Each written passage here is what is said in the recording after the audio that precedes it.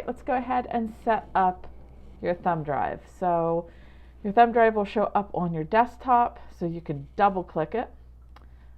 You can also, I'm going to close that window. When you have it selected, so you can see when it's deselected, there is no blue highlight, but when it is selected, there is a blue highlight over the name. Hit your return key, put a name of some sort on it. Oops, it doesn't want my punctuation. All right, we'll just use my name. You can double click to open it here. You can go into one of your servers or hard drive, and you can access from the left favorites. And this is all the same thing open. If you can't get those, your trash, you can go there, navigate to your folder from there. Any of these options work. I'm going to Command W to close those because we only want this one open. All right, so right now I only have one folder in there, and I have this one called Z_old. And I just put the Z so that whenever I make something new, it goes to the bottom. If I want something to always be at the top, I have an underscore and then whatever the name, because that symbol is going to push it to the top.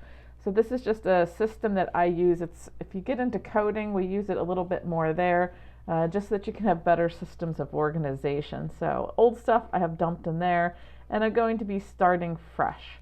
So we can right click, we could make a new folder. And I'm going to do 3 different folders because I have 3 of your design classes. So graphic design 1, 1. You can go to File, New Folder. Oops.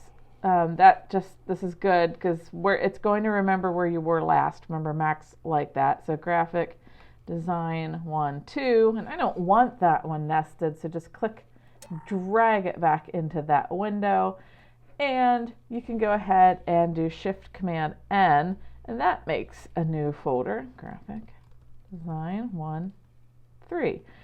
If we do want something nested, so let's say this is your class, I typically always will have an images folder, a homework folder. Oops, I forgot to go back again. I'm just going to slide it back there. Images, homework, projects. And then I actually like to keep my final projects by itself. That way I can always, it does keep it a little bit separate, and you can just keep going. So projects, project 1. And we don't want to put it into the other one, so then I make another one. And I'm still using Shift Command End, project 2. Right click, project 3. Or File, New Folder. Oops, it nested. That's okay, we'll drag it back. And project 4. So we would have these set up. And these are all blank right now, so final, homework, images, projects, you can hold down your Shift key, select all, edit copy, and then you could edit paste 4 items. It's going to put them into the next folder. So if you always use the same system and Command V, so you can shortcut, that way all of them, project 1, 2, 3, 4, images, homework, final. My left arrow will navigate back when it's in cascade. Up arrow will go back. You guessed it, final, homework, images, projects, 1, 2, 3, 4. Left arrow, left arrow. Let's check out 1, 1, same thing. Final, homework, images, projects. Right arrow will take us over to that nesting. Left will take us back. So we have our file or our folder set up on our thumb drive. I still have our example up here, Command 0 to get us back to that midpoint. All right, let's go ahead and save it. So you have 2 options. Well, you have a couple options, but you can do a save or save as. So a save is for the first time you save something. A save as is if you like your original, but you've made a couple changes and you're not sure, and then you could put, like, let's say this file is called test. Then I could save as, if I've done some changes, test 1, test 2, test 3. That way it keeps each version of these. It's going to be totally up to you. If you're one of those people that keeps every sort of version or not, And you can see over here, it says Command S. Command S. So it's going to take us to this screen. I'm going to hit cancel so that you can see it takes us to the same screen no matter what. And this is what we're going to be looking for. So if your screen looks something like this where you don't see all the extra options, click on that caret to expand it. You want to see everything so that you can find where this is going and what format specifically that you want.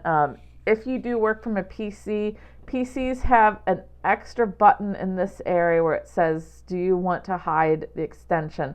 I am going to recommend that you always show the extension because sometimes the files get screwy if you mail them to clients who are working on a different platform. So just always make sure, and then by an extension, I mean what's after that blue part. .ai, so .adobe Illustrator. Photoshop is .psd, InDesign is .indd. We're going to have PDFs .pdf, and you can see the JPEG, so .jpeg. So whatever that is, it's telling what software to open. So I recommend PC users keep that one there. It makes life a little bit easier. All right, we're going to scroll down to our favorites. We're going to find that under our devices, the thumb drive that you named, and I'm just going to keep picking on Design 1.1. I'm going to pretend this was homework. I'm going to find that folder. I'm going to call it Test, and I'm going to hit Save. And I am using it on a network, so let's go ahead and say OK. So don't worry about that part. You aren't going to have that window pop up. All right. Did it save? Yes. Test.ai. If I do anything to it, what ends up happening is this little asterisks come up after it. And that's just saying, hey, you've made some changes. You might want to make sure you save it before you close it out. So if you want to keep this as it is, you could just save it. You could do your save as. I'm just going to do a Command S. It is saved. The asterisk has disappeared. And now let's say I'm done with the day and I'm ready to close it out. You can go to File, Close. Boop. And you can see right there it's also Command W. So you can use either of them for this. I would recommend quitting also. It's under Illustrator, quit Illustrator, or it's Command Q.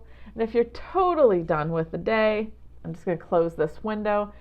You can eject your thumb drive by selecting it. Two options. You can click and drag it into the trash. So when I let go, it's the trash. But when I click and drag, the trash icon actually becomes the eject button. So this is one way you can change it or eject it. You can also control or right click on it and just hit eject. Your thumb drive will do a little blink, blink, blink. When it disappears, you can go ahead and unplug it. And if it's the total wrap up for the day, go ahead and do the restart.